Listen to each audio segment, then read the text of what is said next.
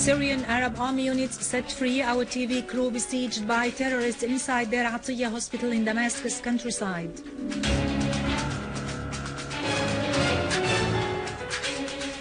A number of soldiers and army officers forced to flee their military service surrender to authorities taking advantage of Presidential Decree number 70.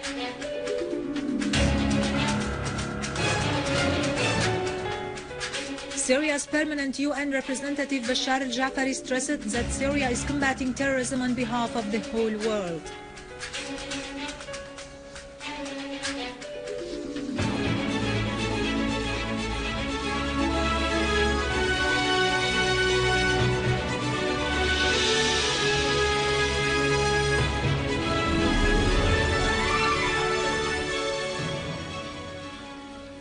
Good afternoon, ladies and gentlemen. This is Daraa with the news in English. The Syrian Arab Army was able to lift the siege imposed on the television crew members inside Daraa hospital in Damascus countryside. Our colleague Ja'far Ahmed, who was among the besieged journalists, said that the terrorists, two of them from Saudi Arabia, infiltrated into the hospital and occupied the first floor of the hospital since 5 o'clock in the morning. 4 gunmen wearing explosive belts tried to break into the main entrance of the hospital after they blew it up, but army units intercepted them. The attack started when a terrorist group detonated a booby-trapped minibus near an army barricade near the Ratiyah main entrance as the 4 suicide gunmen began to open fire on the hospital and managed to occupy the first floor, but the army interfered after intense clashes with the terrorists and managed to set the TV crew free, killing all the attackers.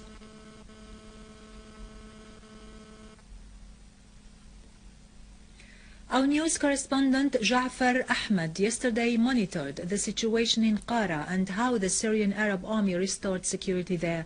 He talked about the inhabitants' support for the army during the latter's operations to eliminate the terrorists who had wreaked havoc in the town and tried to target Damascus-Homs highway to obstruct traffic.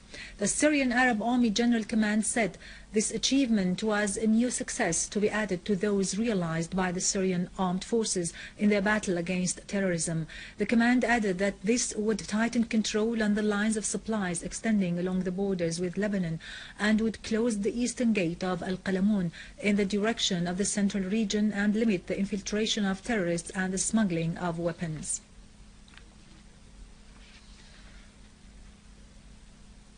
In Damascus countryside, an army unit targeted a terrorist group in Yabrud city near the sport club and Al-Mallouhi Hill, in addition to targeting areas in Rima Farms and Al-Ghanam Souk in Al-Nabak city, as well as eliminating dozens of them in Al-Manhal Square in Daraa.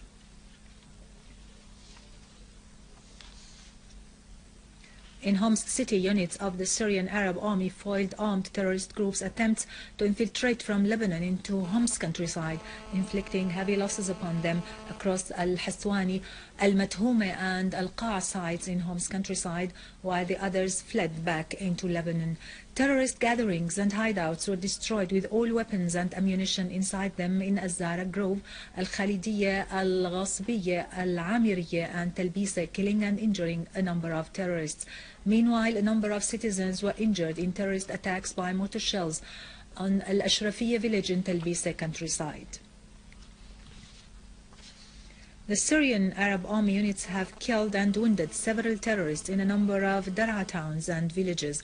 The army eliminated terrorists and destroyed their hideouts and tools in Ghadir al-Bustan. The army also killed 15 terrorists and injured others in Tal Jumu'ah on Nawat Seal Road. An army unit killed all the members of a terrorist group in Al-Sheikh Miskin.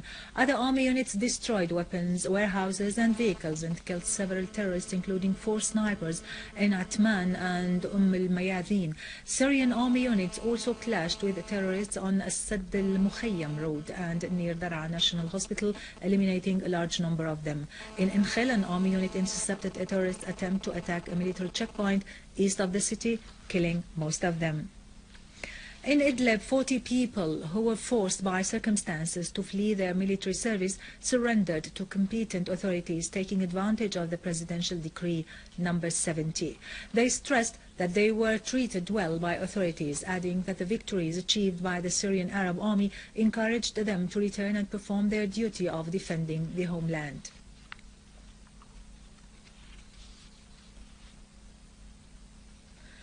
Benefiting from Decree number 70, a number of army officers and soldiers forced to flee their military service surrendered to authorities in Al-Hasaka after they pledged to join the army units in defense of the homeland. Major Colonel Hasib al-Tahan, commander of police force in Al-Hasaka, stressed that a great number of those who returned to their military service have been forced to flee their posts because of terrorist threats to them and their families.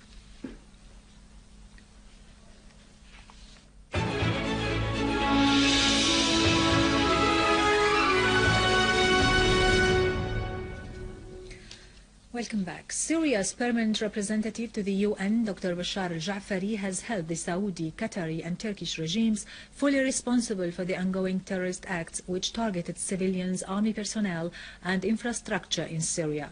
He said the Syrian government was fighting the terrorism of the Takfiri groups on behalf of the world. Delivering Syria's statement during the meeting of the Third Committee, the Social, Humanitarian and Cultural Committee at the UN General Assembly before voting on the draft resolution presented by Saudi Arabia against Syria under the title The Situation of Human Rights in the Syrian Arab Republic, al-Ja'fari expressed strong regret over the attempt by certain delegations to take advantage of the Third Committee's work repeatedly to serve their own political ends that contravened the provisions of the UN Charter and international law.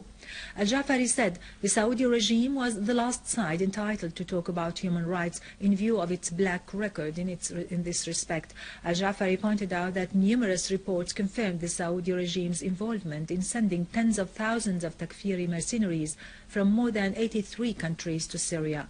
He called on all member countries to vote against the draft resolution and against Saudi intervention, as well as the intervention of other sides into Syria's internal affairs, affirming that such states knew nothing about human rights. Syria's permanent representative to the UN also delivered another statement at the Third Committee after voting on the resolution in which he stressed Syria's stand that condemned the use of chemical weapons, pointing out that Syria held the Saudi and Qatari regimes responsible for sending such weapons to the armed terrorist groups.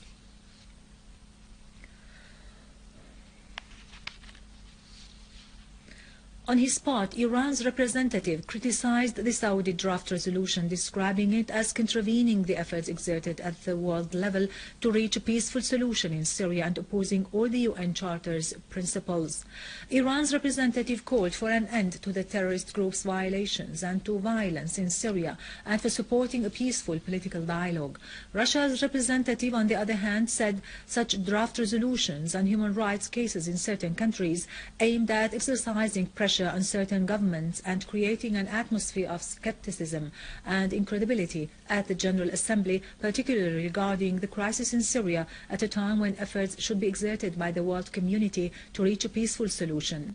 The Russian representative referred to the Russian-American initiative, which should be unconditionally supported by all sides, calling for the beginning of dialogue among the Syrians and effectively working to end the transitional operation, which is based on the Geneva Statement. Russia's representative also criticized the Saudi draft resolution for holding the Syrian government fully responsible for the present situation, affirming the responsibility of the opposition, urging the latter to start dialogue with the Syrian government. China's representative, on his part, called on the parties concerned with the crisis in Syria to take effective measures to solve it peacefully. Brazil's representative expressed his country's regret that the draft resolution included no reference to the halt of any military action. He condemned the ongoing influx of weapons into Syria and the unilateral measures imposed by certain countries on Syria. Before voting on the draft resolution, the representatives of Nicaragua, Ecuador, Democratic Korea, Belarus and Venezuela had underlined the principles of the non-aligned movement, affirming their rejection of the politicized resolutions related to human rights cases in certain countries.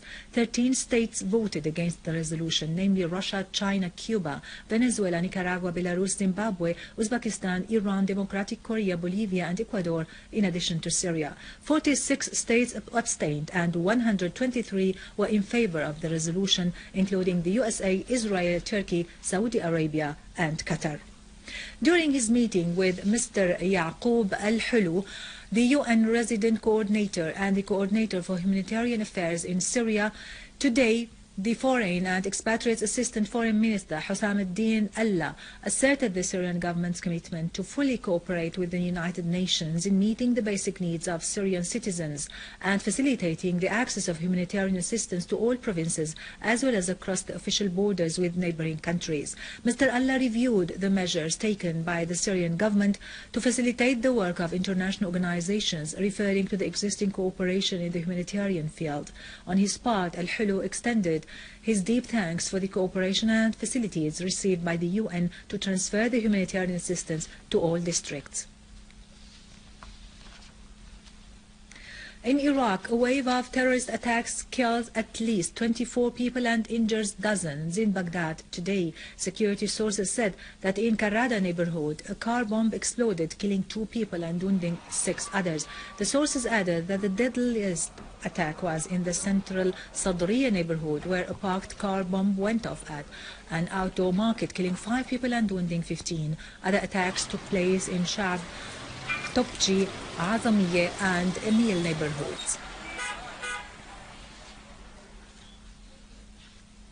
Iraqi Prime Minister Nouri al-Maliki stressed his country's determination to combat the terrorists affiliated with Al-Qaeda terrorist organization, adding during the opening of a power station in Wasit city that despite the difficult circumstances in Iraq, the country will go ahead in building the economic infrastructure and fulfilling the aspirations of the Iraqi people in an economically stronger and socially more unified country.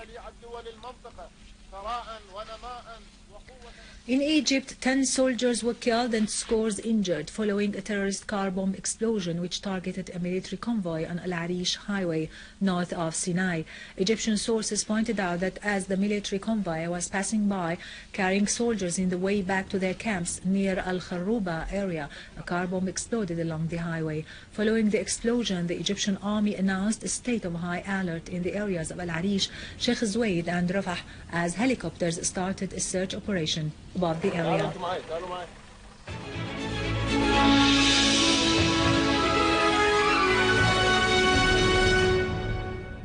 Finally, and back to our local news, under the patronage of the Minister of Culture, an opera concert and a piano performance were presented at the Opera House in Damascus.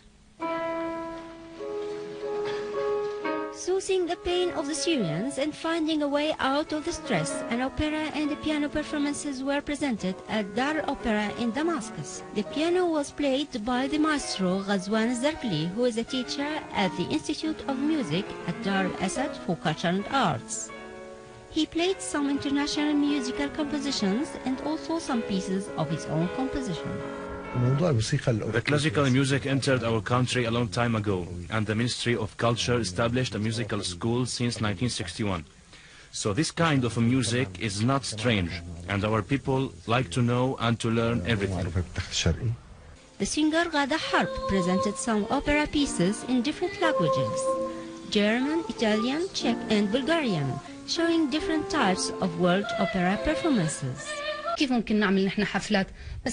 Performing in such concerts is a message that the culture and arts are the only means to purge our souls and to make us return back to our humanity by rejecting violence. The audience who filled the opera hall listened solemnly to the performances, yearning to this kind of arts.